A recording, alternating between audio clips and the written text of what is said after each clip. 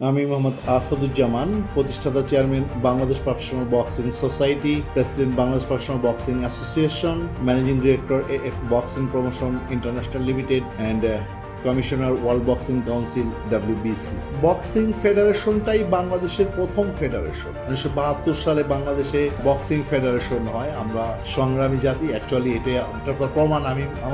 আমি proud feel করি যে বাংলাদেশে বক্সিং ফেডারেশনটাই প্রথম হয়। আমি যখন বক্সিংয়ে পা রাখি সেটা বাংলাদেশ আর্মির সাথে। ইন্টারন্যাশনালি যখন আমি পা রাখি বক্সিংটা কিভাবে যায়, তখন আমি দেখতে পাই যে না, বক্সিং এর পিছনে অনেক ফাইন্যান্স লাগে। একজন বক্সার গড়ে ওঠার জন্য অনেক টাকা দরকার হয়, তার পিছনে শ্রম দিতে হয়, তার নার্সিং থাকতে হয় প্রপার, যেটা আমার সিঙ্গেললি একা পৃথিবীতে চলার জন্য সম্ভব ছিল না।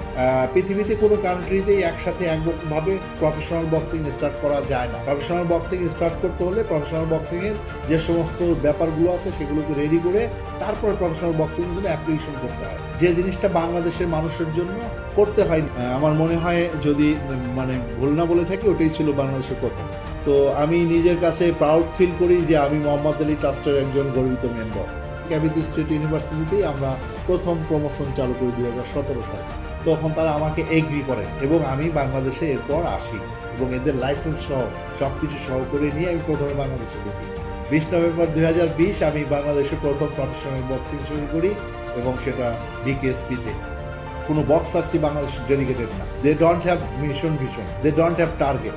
এটা নিয়ে আমি গ্লোবালি চিন্তা করতে থাকি। তো একটা পর্যায়ে দেখা যায় যে এটা রাইজ করতে গিয়ে আমি খারাপ হয়ে গেলাম। আমার বলা হলো যে না, এটা আসলে বাংলাদেশের জন্যই না। 44 ইয়ার্স মাই বক্সার, আমি চোখ থেকে বিল্ড আপ করে ফেলছি। আমার মনে হয় না আর কেউ পৃথিবীতে এইভাবে আসবে। 5 বছরে বাংলাদেশের বক্সিং বাংলাদেশের সেরা স্পোর্টসে পরিণত হবে।